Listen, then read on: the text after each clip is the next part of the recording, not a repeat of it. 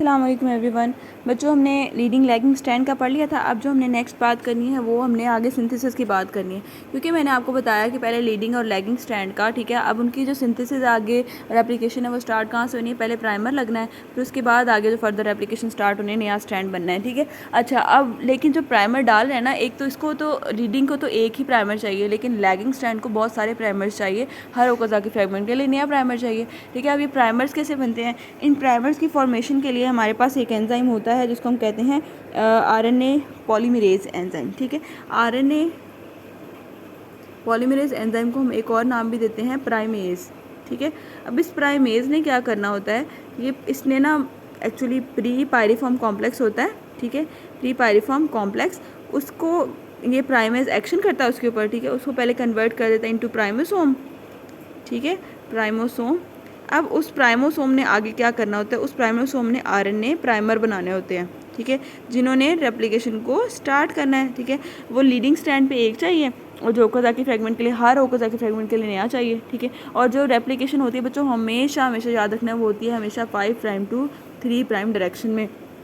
अगर जो नए स्टैंड की direction toward the replication fork है तो उसको हम लीडिंग स्टैंड कह रहे हैं, जिसकी जो नए फ्रेगमेंट की direction away from the replication fork है उसको हम लैगिंग स्टैंड कह रहे होते हैं, ठीक है। उसके बाद आ जाता है हमारा डीएनए पॉलीमरेज 3, ठीक है। डीएनए पॉलीमरेज 3 का क्या काम होता है, उसके अंदर ना एक वो एंजाइम ने क्या करना था, उसने आगे जो प्राइमर हमने डाल दिया ना, प्राइमर से आगे जो रेप्लिकेशन है ना, पूरी आगे पूरी चेन बनानी है, वो अब इसने काम करना होता है, ठीक है।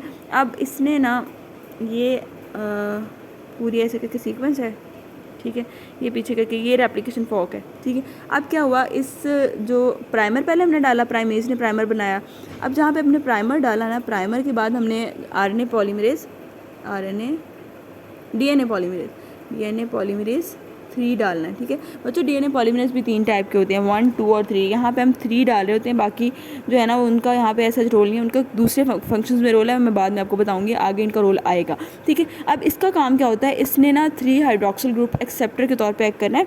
इसने अब न्यूक्लियोटाइड ऐड करते जाने हैं प्राइमर के साथ, प्राइमर डाला हुआ था, इस ये पॉलीमरेज ने क्या करना है, इसके साथ न्यूक्लियोटाइड ऐड करता जाएगा, ऐड करता करता करता करता उसको स्टैंड को लंबा करता जाएगा। मल्टी सब यूनिट एंजाइम होता है ये, ठीक है। अब इसने 4 सबस्ट्रेट जो है ना should available, otherwise replication will stop. अब हमारे पास ना यहाँ पे न्यूक्लियोटाइड जो ऐड करने हैं, कौन कौन से ऐड होते हैं, जो डीएनए की रेप्लिकेशन है हमारे पास कौन कौन से न्यूक्लियोटाइड ऐड होते हैं, उसके लिए हमारे पास थायमीन, एडेनिन, साइटोसिन और यूरासिल, क्या कहते हैं, एडेनिन, थायमिन, साइटोसिन, गवानिन, ठीक है। अब ये चारों के जो है ना वो UMP, AMP, TMP, CMP, GMP, ये हमारे पास चारों मौजूद होने चाहिए, ठीक है। अब ये जो आगे फॉर्मेशन है, पहले तो हमने आरएनए प्राइमर डाला है, लेकिन बना तो हम डीएनए रहे ना, तो इसलिए यहाँ पे यूरासिल नहीं होना चाहिए, थायमिन वाला, ठीक है। टीयूएमपी, ठीक है, उसके एएमपी, सीएमपी, जीएमपी और टीएमपी, ठीक है, ये चीज़ें हमारे पास मौजूद होनी चाहिए ताकि हम इनको ऐड करते जाएं इस न्यूक्लियोटाइड प्राइमर के, पहले प्राइमर के साथ ऐड करते जाएं, इस एंजाइम के ज़रिए ऐड करते करते ना हमने पूरी चेन बनाते जाना, और ज़रूरी है कि चारों के चारों अवेलेबल हों, अदरवाइज़ रेप्लिकेशन जो है ना वो रुक जाएगी, ठीक है। अब ये बनते जाएंगे, ये मैं आपको ना इसकी बुक से दिखाती हूँ डायग्राम, ठीक है, वो यहाँ पे आपको नज़र आ रही है, ठीक है, ये आपको डायग्राम नज़र आ रही है। लीडिंग स्टैंड पे क्या हो रहा है, लीडिंग स्टैंड पे देखो ये रहा आरएनए पॉलीमरेज एंजाइम, ठीक है। इस आरएनए पॉलीमरेज एंजाइम ने क्या करना है, ये यहाँ पे हमने प्राइमर डाला था, उसके बाद क्या हुआ कि यहाँ पे ऐसे ऐसे करके ना पूरा स्टैंड बनाता हुआ आ रहा है, उसने न्यूक्लियोटाइड डालता गया और ये देखो टुवर्ड द रेप्लिकेशन फॉक इसके नए स्टैंड की डायरेक्शन है, उसको इसलिए हम इसको कह रहे हैं क्या, लीडिंग स्टैंड, ठीक है। उसके बाद ये नीचे वाला लैगिंग स्टैंड देख रहे हो, इसमें क्या है, हर जगह हमने नए नए प्राइमर डाले हैं, और जहाँ जहाँ प्राइमर डाल रहे हैं उसके आगे रेप्लिकेशन करा रहा है, ये देखो पहले ये जो पॉलीमरेज 3 है ना, यहाँ पे इसने रेप्लिकेशन कराई है, फिर उसके बाद जंप कर गया इस आरएनए पॉलीमरेज प्राइमर के पास, यहाँ से फिर रेप्लिकेशन कराएगा, फिर नए वाले प्राइमर के पास जंप कर जाएगा, ठीक है, वहाँ जाके उसके आगे रेप्लिकेशन कराएगा। इसने टुकड़ों में बनाना है, ओकोजा की फ्रेगमेंट्स बनाने हैं, जिनको हम बाद में जोड़ देते हैं, ठीक है। इसको हम इस तरह की जो रेप्लिकेशन है ना उसमें टुकड़ों में बनती है, हमारे पास रेप्लिकेशन होती है जिसको हम बाद में जोड़ते हैं। अब आप लोग सोच रहे हो कि बना हम डीएनए रहे हैं, प्राइमर हमने आरएनए का डाला है, ठीक है, इस आरएनए में तो यूरासिल भी होगा, है ना, आप सोच रहे होगे, तो इसलिए उस यूरासिल को निकालने के लिए हम क्या करते हैं, उसके बाद अब इसमें चेंजिंग्स करने हैं, ठीक है, वो अब हमने जो चेंजिंग्स करनी है ना वो हमने हमारी बॉडी में एक सिस्टम है, पॉलीमरेज फंक्शन है, और जो है ना वो प्रूफ रीडिंग सिस्टम जिसे कहते हैं ना, प्रूफ रीडिंग फंक्शन है।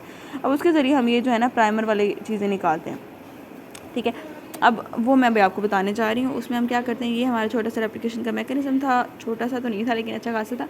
अच्छा, उसके बाद नहीं हमारे पास ये कि ये तो हमने बना लिया।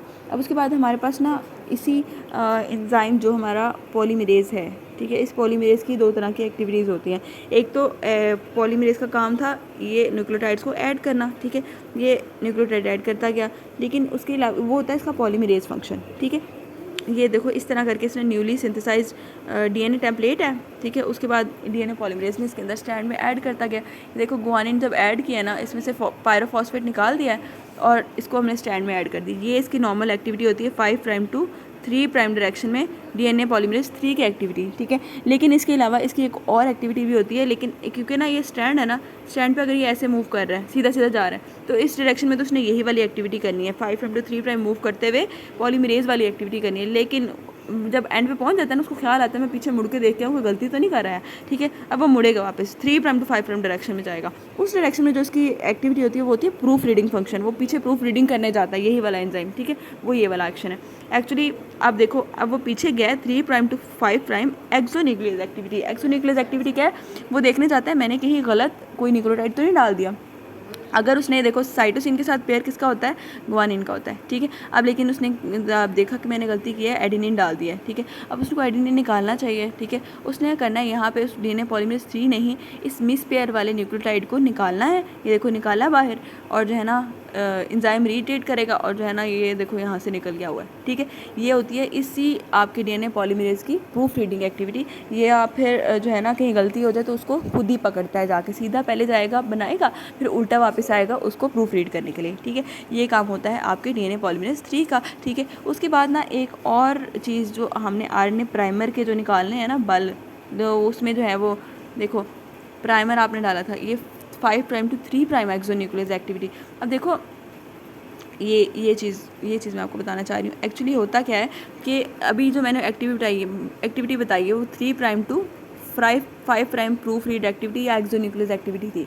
लेकिन जो प्राइमर हमने डाला था, प्राइमर तो हमने 5 प्राइम टू 3 प्राइम डायरेक्शन में डाला था ना, ये वाला, ठीक है। तो अब इसको हम कौन प्रूफ रीड करेगा, इस डायरेक्शन में पीछे पीछे कौन प्रूफ रीड करता हुआ आएगा, उस प्राइमर के अंदर जो यूरासिल है उनको कौन रिप्लेस करेगा। उसके लिए हमारे पास होता है डीएनए पॉलीमरेज़ 1, ठीक है। ये तो एक्टिविटी दोनों की थी, 1 की भी और 3 की भी थी, लेकिन ये जो एक्टिविटी होती है स्पेसिफिकली पॉलीमरेज़ 1 की होती है। इसने क्या करना होता है, आपका जो प्राइमर है ना, प्राइमर के 5 प्राइम एंड से उसने 1 से 2 न्यूक्लियोटाइड रिमूव कर देने होते हैं, ठीक है। प्राइमर के अंदर जो न्यूक्लियोटाइड हैं जो आरएनए वाले उनको रिप्लेस करता है, ठीक है। रिप्लेस करके उसने क्या करना है, आरएनए न्यूक्लियोटाइड को निकाल देना, उनको डीएनए वाले न्यूक्लियोटाइड से रिप्लेस कर देना है, सिंपल, ठीक है। ये होती है 5 prime to 3 prime exonuclease activity. और 3 प्राइम टू 5 प्राइम वाली जो थी वो मैंने आपको ऊपर बता दी हुई है कि जहाँ कहीं गलती हुई है उसको ठीक करना है, ठीक है। ये इसका सारा फंक्शन है। उसके बाद मैंने आपको बताया ओकोज़ाक की फ्रेगमेंट्स जो बन रहे थे, ठीक है, वो बन रहे थे किस्तों में, ठीक है, वो छोटे छोटे पोर्शन बन रहे थे। अब पोर्शंस को जोड़ना भी तो है ना, और ये जो प्राइमर वाला पोर्शन है इसको भी जोड़ना है, ठीक है। जोड़ने के लिए हमारे पास जो एंजाइम होता है उसको हम कहते हैं डीएनए लाइगेज, ठीक है। देखो ऐसे करके स्ट्रैंड है ना, ये जो बन रहा है स्ट्रैंड, अब इसमें यहाँ पे प्राइमर है, प्राइमर को उसके साथ जोड़ना है। उसके बाद ये जो फ्रेगमेंट बन रहे हैं, ठीक है, इन फ्रेगमेंट्स को आपस में जोड़ना है, ठीक है। अब जोड़ने के लिए हमारे पास जो चीज़ चाहिए होती है, ग्लू जो होती है, उसको हम कहते हैं लाइगेज। उसने क्या करना है, उसने जो है ना जो नए सिंथेसाइज हो रहे हैं उनके वो एक्टिविटी कैटलाइज किसने करनी है, उसको कैटलाइज करना है इसी डीएनए पॉलीमरेज़ 1 ने कैटलाइज करना है, ठीक है। और जो डीएनए पॉलीमरेज़ 1 ने जो और डीएनए पॉलीमरेज़ 3 ने, इन्होंने जो सारा काम किया है ना, अब उस काम को आगे इन फ्रेगमेंट्स को जोड़ने के लिए हमारे पास होता है डीएनए लाइगेज एंजाइम, ठीक है। यहाँ पे ये काम नेक्स्ट काम किसने करना है, लाइगेज ने क्या करना है, इन स्ट्रैंड को आपस में जोड़ देना है, ठीक है। जोड़ने के बाद वो जोड़ने के लिए हमारे पास एनर्जी की रिक्वायरमेंट होती है। वो एनर्जी हम एटीपी तोड़ के ले लेते हैं, एटीपी टूटता है और ये जो स्टैंड है आपस में जुड़ जाते हैं और जो एक कंटिन्यूस स्टैंड बन जाता है, और जो है ना फिर एंड पे टर्मिनेशन हो जाती है। टर्मिनेशन के लिए एक स्पेसिफिक सीक्वेंस चाहिए होती है, ई कोलाई के अंदर स्पेसिफिक सीक्वेंस को कहते हैं प्रोटीन TUS, ट्रस प्रोटीन जो भी आप कह लो। उस ट्रस प्रोटीन को हम कहते हैं टर्मिनल यूटिलाइजेशन सब्सटेंस। उसने करना है, उसने अब साइट डिटर्मिन करनी, इस साइट के ऊपर डीएनए के अंदर टर्मिनेशन हो जानी है, stoppage of movement of replication fork. वहाँ पे आके मजीद रेप्लिकेशन फॉर्क आगे मूव नहीं करेगा और उसकी टर्मिनेशन हो जाएगी, ठीक है। और स्टैंड जो है नए स्टैंड वो अलग अलग हो जाएंगे, ठीक है। ये काम होना होता है, ठीक है। ये होल आपका रेप्लिकेशन का मैकेनिज्म था। आई होप सो प्रोक्रियोट्स में जो मैकेनिज्म है आपको समझ आ गया होगा। Thank you so much.